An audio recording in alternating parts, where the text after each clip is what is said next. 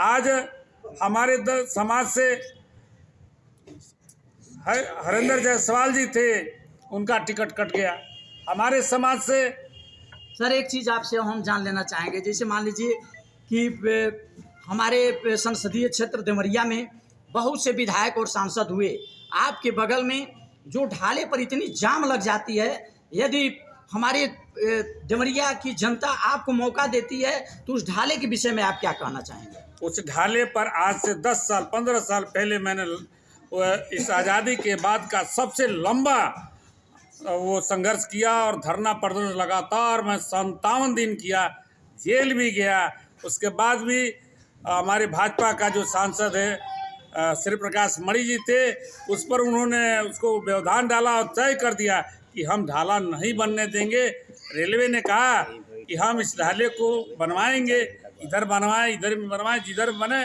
ये मेरे दिमाग में है। मेरे घर से निकलना और मेरे लोगों के निकलने में ये पहला सवाल है और ये पहला प्रकरण है कि हमको वो ढाले पर ही मेरी नज़र है और मैं पहला काम करूंगा। आपको आश्वस्त करता हूं, अपने समाज को, अपने जनता को, कि अगर मैं विधायक MP हो गया तो वो ढाले का मैं निस्तांतरण निश्चित रूप से कराने का काम करूंगा। बहुत बहुत धन्यवाद आदरणीय बड़े भाई गुप्ता जी को। इन्होंने कहा कि यदि देवरिया की जनता मुझे निश्चित रूप से आशीर्वाद देती है तो पहला प्रकरण और पहला मेरा जो काम होगा वह देवरिया का मुख्य ढाला होगा, जिसको मैं तुरंत इसको संसद में उठाऊंगा और ढाले को बनवाने का काम करूंगा। आइए इसी परिप्रेक्ष्य में एक बड़े किसी पद पे इस पार्टी से समाहित हैं, संस्थापक जी हैं, और मैं इनसे मुलाकात करवाता हूं कि सर एक चीज़ हम आपसे जानना चाहेंगे। सर आप गोरखपुर से आए हैं चल करके, पहले तो आपको बहुत बहुत धन्यवाद हमारे चैनल में। सर ये चीज़ जानना चाहेंगे कि आपने प्रत्याशी को यहाँ खड़ा कर दिया, आपका क्या सहयोग और कितना उम्मीद रखते हैं इनसे? सर देखिए, पहली बात तो मैं लखनऊ से आया हूँ, मेरा मूल निवास गोरखपुर में है, लेकिन मैं लखनऊ में रहता हूँ जी, और पार्टी का संचालन मैं वहीं से करता हूँ जी। दूसरी बात यह है, देखिए इस प्रदेश में जी हमारा जो मोस्ट बैकवर्ड समाज है, अति पिछड़ा समाज जी, इसको सन 2001 में जब राजनाथ सिंह मुख्यमंत्री थे उन्होंने बनाया तो सर्वाधिक पिछड़ा जी, इन जातियों को मतलब मोस्ट बैकवर्ड कहा गया है। ये जातियाँ किसी पार्टी के एजेंडे में हैं ही नहीं। जितनी पार्टियाँ हैं हमारे प्रदेश में, चाहे सपा हो, चाहे बसपा हो, चाहे कांग्रेस हो, चाहे भाजपा हो, वो किसी वर्ग जाति विशेष की पार्टियाँ हैं और इन सब सभी पार्टियों में एजेंडे में हमारी मोस्ट बैकवर्ड 70 जातियाँ हैं, हिंदू तो वो है ही नहीं। आज कौन सी इतनी बड़ी मजबूरी आ गई है सर कि आज आपने पार्टी का गठन करके और हर जिले में अपनी प्रत्याशी को खड़ा कर दिया? मजबूरी नहीं कोई है, देखिए आवश्यकता है, हमें आगे बढ़ना होगा तो हमें संगठन होना, हमें शासक बनना पड़ेगा। जो हमारे जितने भी अत्याचार, अनाचार, शोषण होता है हमारा मोस्ट बैकवर्ड का तो होता है और हमारा कोई सुनता भी नहीं है। हमारे वोट सरकारें मानती है, हमारी आबादी 40% है, हमारे वोट सरकारें मानती है, लेकिन हम सरकार के बनने के बाद जो है तेज पत्ता की तरह निकाल दिए जाते हैं। और इसीलिए हमने मोस्ट बैकवर्ड को एक किया है और हमारी पार्टी 2019 में रजिस्टर्ड हुई है और अपने हमारे जो मोस्ट अतिपिछड़ी जातियाँ हैं इनको हमें जागरूक करना है। इन्हें मतलब तो शासक बनना है, तुम 40% हो। इसी क्रम में हमारे स्वामी प्रसाद मौर्य जी भी, हमारी बात उनसे हुई है, नहीं आपका हम सपोर्ट करेंगे, तो हमारे पार्टी का सपोर्ट स्वामी प्रसाद मौर्य जी कर रहे हैं, यहाँ कर रहे हैं, और कुशीनगर वो खड़े हो रहे हैं उसका सपोर्ट हम लोग कर रहे हैं, क्योंकि हमने उनसे बोला अब तो जो जहाँ भी रहे आप, चाहे कांग्रेस में चाहे भाजपा में, वो अब किराए घर में थे, आप अपने घर में अब आप आए हैं और आप यहाँ रहिए। हम 40% हैं और हमारे कारण जो है कोई सरकार नहीं बन पाएगी और सब पार्टियाँ को झुनझुना देती खाली हैं। हाँ, और हमारी पार्टी में हर जाति को आबादी के अनुसार, हम आबादी के अनुसार हम हर जाति को प्रतिनिधित्व देंगे जी। हमारे संविधान आपके प्रत्याशी पारसनाथ गुप्ता जी हैं, हाँ, इनके विषय में आप क्या कुछ कहना चाहेंगे? हमारे पारसनाथ जी संघर्षशील आदमी हैं, इन्होंने कहा हम संघर्ष करेंगे, संघर्ष लड़ा जाएगा। और देखिए प्रत्याशी नहीं, जनता भी हमारी जितनी आप देख रहे 70 जातियाँ हैं, इन सब जातियों, जितने चाहे हिंदू हो चाहे मुस्लिम हो, तो कोई नहीं पूछता है।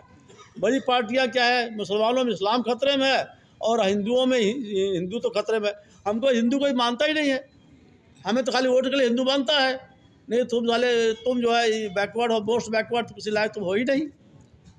और हालत यह है कि हमको जो है, यदि हम 40% एक हो जाए, हो रहे हैं हम लोग है, तो सब जान जाएंगे अपने आप ही। और सत्ता, देखिए जहाँ तक सत्ता की बात है, जब आप सत्ता में आएंगे तभी आपका विकास होगा। आज हालत ये क्या है, भाजपा सत्ता में आई है, राशन खत्म हो रहा है, शिक्षा व्यवस्था ध्वस्त हो गई है। हालत ये है कि कल उनके लिए करोड़पतिया, अंबानी, अडानी और बिरला और सब जितने वो प्रचार कर रहे हैं उनके। सर थोड़ा एक चीज़ हम इसलिए आपसे जानने की आवश्यकता हमें लगी है कि आप एक बहुत बड़े पद पे सुशोभित हैं इस पार्टी का, तो बेरोजगारी पर क्या कहना चाहेंगे सर? बेरोजगारी पे थोड़ा और महंगाई पे हमारे दर्शकों को बता दीजिए। अब बता रहा हूँ आपसे मैं, देखिए अब आप बता, जो आप कह रहे हैं पूछ रहा हूँ मैं आपसे। 2014 में मेरा बेटा रेलवे में, मैं आ रहा था भुसावल से, रेलवे का अधिकारी ट्रेन में था। उन्होंने कहा साहब हम लोग दुखी हो गए हैं। 2014 की बता रहा हूँ बात है। अडानी का इतना क्लेम आता है रेलवे में कि हमें सब करना पड़ता है। तो रेलवे तो 3 लाख नौकरियाँ रेलवे देती थी, 3 लाख हर साल नौकरियाँ रेलवे देती थी। कहाँ नौकरियाँ गई, ख़त्म हो गई सब ना। आपके टीचर्स में देखिए, आप टीचर में क्या बेईमानी इतनी होती है कि 69,000 टीचर भर्ती, 18,000 OBC की पोस्ट ख़त्म कर दी गई। आज IAS में हालत क्या है, IAS हालत यह है कि हमारे लेटरल एंट्री हो रही है और सब पूंजीपतियों को दलाल रखे जाते हैं उसमें, है ना। हमको कौन सोचता है। सर आज तमाम लोग चर्चा कर रहे हैं कि संविधान हमारा खतरे में है, इस पे आपका क्या कहना होगा सर? संविधान तो खतरे में इसलिए देखिए है, हमारे लोगों में समस्या यह है कि जितने लोग हैं, संविधान किताब कितने लोगों के पास है? आपके पास है? आप संविधान के कारण, पत्रकार जी, आप संविधान के कारण ये पाए हैं, अधिकार पाए हैं कि आप सबका ले, सबका सरकार ले, बताएं सबको। लेकिन हमारे पास, हम लोग बस संविधान जानते नहीं हम लोग हैं। संविधान हमारे कितने लोगों के पास है? हमारे पास ठीक है, हनुमान चालीसा पढ़िए, रामचरितमानस पढ़िए, ये बड़ा दम तेली कुम्हारा केल कर पढ़िए, को बढ़िया से आप पढ़िए। लेकिन संविधान में पढ़िए, सब अधिकार मिला है संविधान ने। हमारा संविधान तो खतरे में ही है। संविधान हम जानते हैं, संविधान से हमको आरक्षण मिला है, आरक्षण खत्म किया जा रहा है। हालत ये आज बता रहा हूँ कि अभी सुप्रीम कोर्ट, सबसे बेईमान सुप्रीम कोर्ट है। 11 जजों की बेंच थी, इंदिरा साहनी वाले आरक्षण में 91-92 बनी थी। उस जजमेंट को 7 जजों की बेंच ने ख़त्म कर दिया। ये है, तो संविधान तो हमारा अब खत्म ही हो गया है। बहुत बहुत धन्यवाद सर आपको। आइए एक सज्जन और इनके बगल में है, मैं इनसे जानकारी लेना चाहूँगा कि इनका क्या कहना है। सर पारसनाथ गुप्ता जी आपके प्रत्याशी हैं, अपने प्रत्याशी को किस निगाह से देखना चाहते हैं और इनके लिए आपका क्या संदेश होगा? सर मैं भारतीय जनता पार्टी का जिला महामंत्री गोरखपुर रहा हूं और ब्लॉक अध्यक्ष भी रहा हूं चरगावा का। 30-35 साल से भारतीय जनता पार्टी का मैं चुनाव देखा हूं। जोगी जी के साथ भी कई बार रहा हूं। 30-35 साल से मंदिर से भी जुड़ा रहा हूं। अच्छा। लेकिन जब देखा हूं मैं, यह जब से पार्टी बनी है, शायद हिंदुस्तान का पूरे विश्व में ऐसा झूठी पार्टी नहीं होगी कोई जी। और उसके बाद जो है सारे लोगों को जो अब कहा जाए कि पंडित ठाकुर भुइयाँ आपस में टिकट बांट करके लोग हर जिले में छिड़ा करके बैठे हुए हैं।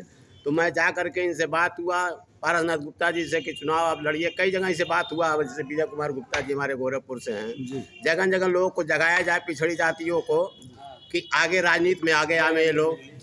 उन पारसनाथ गुप्ता के लिए तन मन धन से जो भी सहयोग करना होगा, गोरखपुर से हम लोग आ करके यहाँ डेरा डाल करके इनका मदद किया जाएगा और यहाँ की जनता से आग्रह किया जाएगा कि आप लोग राजनीति में आगे आइए और इनको चुनाव जिताइए। हम लोग पूरे देश को जगाएंगे और 22 पार्टियों को, 22 अच्छा पिछड़ी लोगों को आगे बढ़ाएंगे राजनीति में। बहुत बहुत धन्यवाद सर आपको। अब आइए मैं एक ऐसे शख्स से आपकी मुलाकात करवा रहा हूँ कि जो अपने संसदीय क्षेत्र का इस समय सारे प्रत्याशी अपने क्षेत्र में लगे हुए हैं प्रचार में, लेकिन पारसनाथ गुप्ता जी के लिए कितना बड़ा त्याग है। गोरखपुर के प्रत्याशी बड़े भाई विजय कुमार गुप्ता जी से मुलाकात करवा रहा हूं कि ये पारसनाथ गुप्ता जी को क्या इनके लिए आशीर्वाद ईश्वर से और आप लोगों से मांगना चाहेंगे। सर आप पारसनाथ गुप्ता जी के लिए क्या कहना चाहेंगे? पारसनाथ गुप्ता जी के लिए मैं क्या कहूँगा, एक सूरज को रोशनी दिखाने के बराबर है।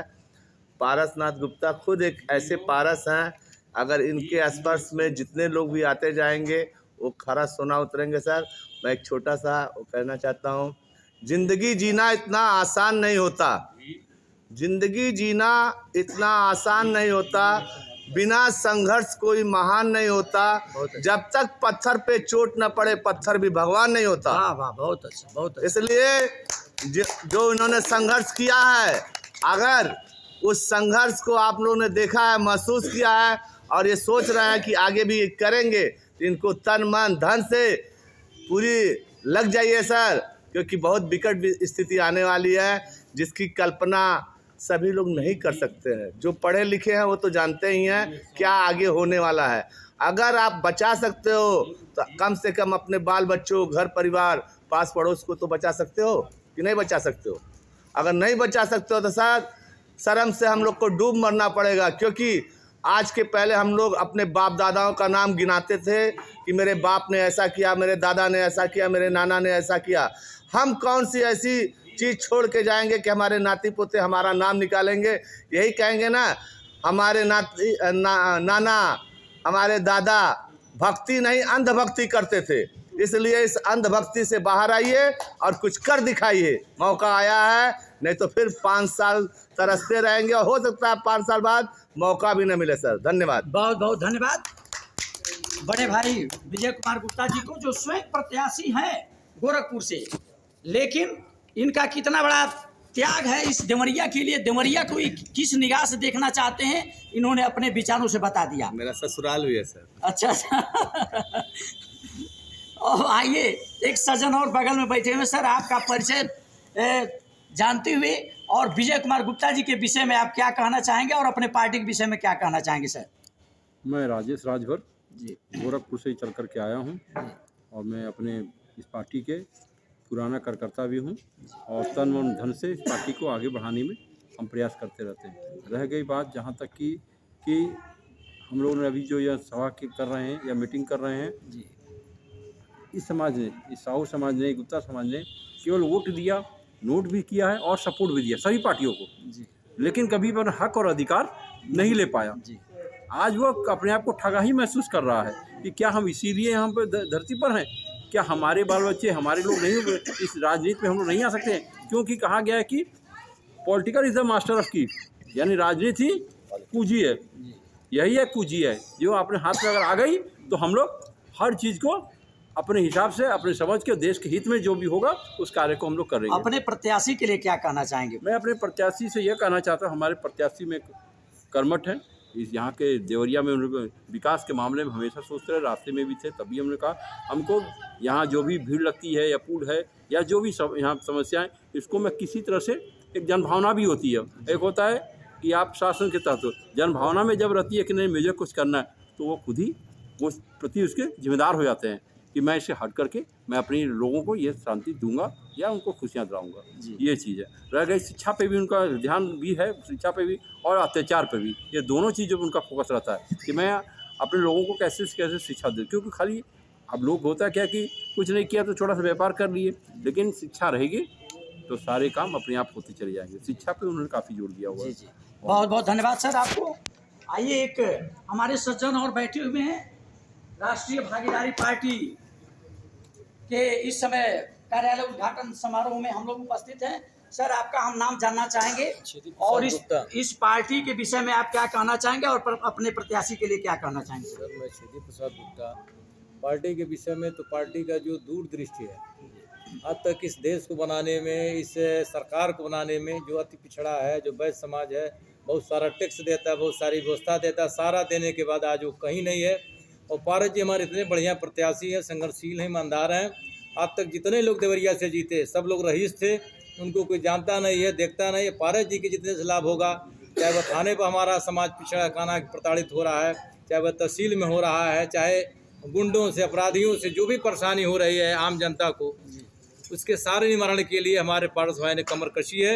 और पार्टी का जो एजेंडा है कि आम जो पिछड़ा जनता है, जिसका कोई सम्मान नहीं है, कोई व्यवस्था नहीं है, देश के में योगदान कर रहा है, उसके सम्मान के लिए हमारे प्रत्याशी बिल्कुल तत्पर है, संघर्ष करते रहे हैं, संघर्ष करते रहेंगे। और आने वाले दिनों में अगर हमको मौका मिला तो बहुत सारा समाधान पारस जी के माध्यम से हो सकता है। बहुत बहुत धन्यवाद, बहुत बहुत धन्यवाद आपको सर। हमारे पारस जी से और इस समय परमानंद जी के पास में उपस्थित है और इनसे हम पार्टी का जो दिशा निर्देश है, और पारसनाथ गुप्ता जी जो हमारे देवरिया संसदीय क्षेत्र से प्रत्याशी हैं, आइए इनसे कुछ हम जानकारी लेते हैं। सर, आप क्या कहना चाहेंगे अपने पार्टी और अपने प्रत्याशी के विषय में? देखिए, अब तो अति पिछड़ा समाज महासभा गोरखपुर मंडल के प्रभारी हैं जी, और पूरे प्रदेश में हम लोग मोस्ट बैकवर्ड के लिए लड़ाई लड़ रहे हैं जी, और 100% समर्थन राष्ट्रीय भागीदारी पार्टी को दिया गया है। इसके जहां जहां प्रत्याशी तैयार हो रहे हैं, पूरा मोस्ट बैकवर्ड, चूँकि हमारी आबादी 40 से 44% है, जिसका कहीं कोई सुनवाई नहीं होता है। कोई थाने पे लोग चक्कर लगाते रहते हैं, कोर्ट कचहरी में दौड़ते रहते हैं, कोई अन्याय अत्याचार हो जाता है, कोई इसका मदद करने के लिए तैयार नहीं होता है, और सारी पार्टियां इसका वोट लेने के लिए जो है खड़ी रहती हैं लाइन में। जी जी, तो आज हम लोग यूनिट तैयार करके, यूनिटी बना करके, संगठित हो करके, और इसमें राष्ट्रीय भागीदारी पार्टी को समर्थन दिया गया। और इसका कारण ये रहा कि इस पार्टी का जो सिस्टम है, ऐसा पूरे भारत में किसी भी पार्टी का सिस्टम नहीं है, क्योंकि 100% जाति के अनुपात में भागीदारी का कमिटमेंट इन्होंने किया हुआ है, और सबको उसी अनुपात में दे भी रहे हैं टिकट प्रत्यक्ष रूप में। इसका प्रमाण भी देखा जा रहा है, और जहां जहां इस पार्टी के प्रत्याशी चुनाव लड़ रहे हैं, वहां जा कर के हम अपने लोगों को और अपने सारे समाज को समर्थन दिलवा रहे हैं, अपने प्रत्याशी को जितवा रहे हैं। जितवाने के बाद जो मोस्ट बैकवर्ड का हद अधिकार नहीं मिला है, उसको हम लोग दिलाने का काम करेंगे। जी, बीजेपी के विषय में हम थोड़ी सी चर्चा आपसे कर देना चाहेंगे सर। जैसे हम लोग कई वर्षों से देखते चले आ रहे हैं, कई चुनावों में देखते चले आ रहे हैं, यहाँ पर बीजेपी केवल ब्राह्मण परिवार को ही प्रत्याशी देती है।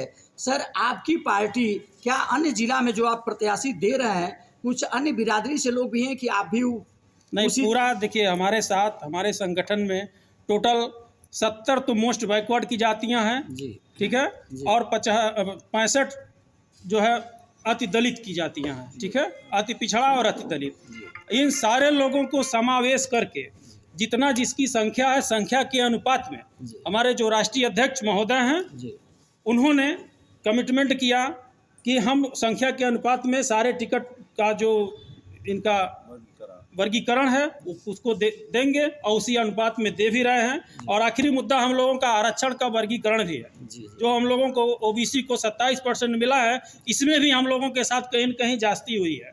इसका भी हम लोग वर्गीकरण करवाने के लिए लड़ाई लड़ रहे हैं। बहुत बहुत धन्यवाद। आइए, एक सज्जन और हमारे बगल में है, मैं इनसे भी मुलाकात करवाना चाहूँगा।